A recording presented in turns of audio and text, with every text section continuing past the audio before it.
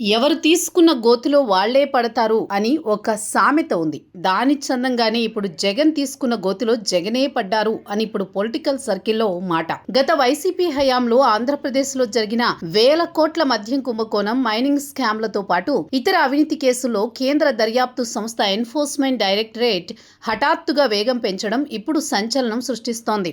నిన్న మొన్నటి వరకు విచారణలు మందకొడిగా సాగుతోన్న తరుణంలో ఒక్కసారిగా ఈడీ అధికారులు ఏపీ, తెలంగాణ అంతటా దాడులు, సమన్లు, అటాచ్మెంట్లతో విరుచుకుపడుతున్నారు.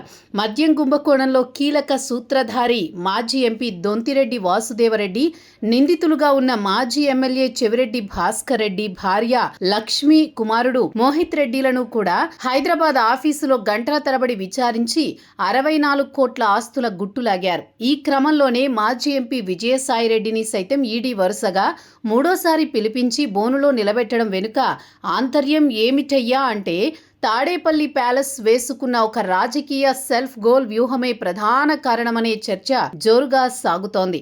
ఇక్కడ జగన్ ఓటరి ఆంధ్ర ప్రజలను మభ్యపెట్టడానికి ఏదో చేయాలని చూస్తే మరేదో అయ్యింది అని రాజకీయ విశ్లేషకుల మాట. ముఖ్యంగా ఇక్కడ అసలు లీగల్ కేసుల్లో హఠాత్తుగా ఈడీ ఇంతలా యాక్టివ్ అవ్వడం వెనుక వైసీపీ అధినేత జగన్ ఆడిన మైండ్ గేమ్ రివర్స్ కొట్టిందనే విశ్లేషణలు వస్తున్నాయి.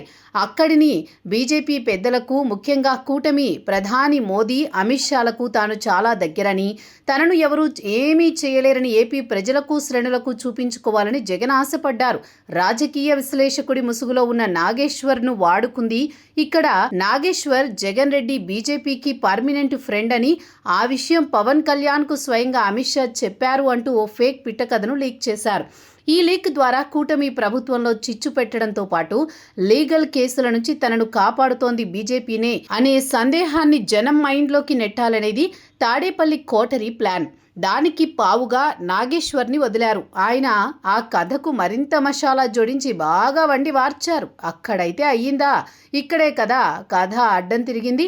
ఈ ఫేక్ ఫ్రెండ్షిప్ ప్రచారం కాస్త ఢిల్లీలోని బీజేపీ అగ్రనాయకత్వం వద్దకు వెళ్లేసరికి సీన్ పూర్తిగా రివర్స్ అయినట్టు సీన్ ఏర్పడింది. ఏపీలో టీడీపీ, జనసేన, బీజేపీ కూటమి అత్యంత పటిష్టంగా ఉంటూ అవినీతిపై యుద్ధం కొనసాగే అవకాశం ఉంది. ఈ దుష్ప్రచారంతో కూటమి ఓటర్లలో తప్పుడు సంకేతాలు వెళతాయని గ్రహించిన ఢిల్లీ పెద్దలు తమపై పడిన ఫ్రెండ్షిప్ ముద్రను చెరిపేసుకోవడానికి జగన్ రెడ్డిపై ఎలాంటి సాఫ్ట్ కార్నర్ లేదని చేతల్లోనే చెప్పాలనుకుంటున్నట్టు తెలుస్తోంది. అందుకే ఇప్పుడు మద్యం కేసులో ఈడీ కొరడా జులిపిస్తూ నిందితులందరినీ బోనులో నిలబెట్టడానికి సిద్ధమవుతోంది. ఈడీ అధికారులు అటు మద్యం కుంభకోణం, ఇటు గనుల స్కామ్లకు సంబంధించిన లూప్ హోల్స్, ఆ స్థిరాస్తి క్లియర్ కట్గా తెరపైకి తెచ్చారు. ఇక్కడ తీగలాగితే డొంక కాదు, ఏకంగా కొండే బయటపడింది. వాసుదేవరెడ్డి బంధువుల పేరుతో కంపెనీల ద్వారా జరిగిన 1048 కోట్ల కిక్ బ్యాక్స్ లీలలను బయటపెట్టారు. చెవిరెడ్డి కుటుంబానికి చెందిన తుడా అధికారిక వాహనాలను అక్రమంగా డబ్బులు తరలించడానికి ఎలా వాడారో లాగ్ బుక్స్తో సహా పట్టుకున్నారు. జగన్ రెడ్డి పిఏ కేఎన్ఆర్ అక్రమాస్తులను వెలికి తీశారు.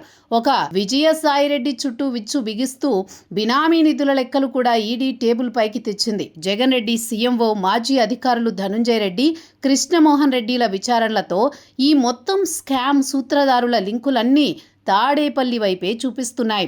అందుకే ఈడీ చూపులన్నీ తాడేపల్లి వైపే.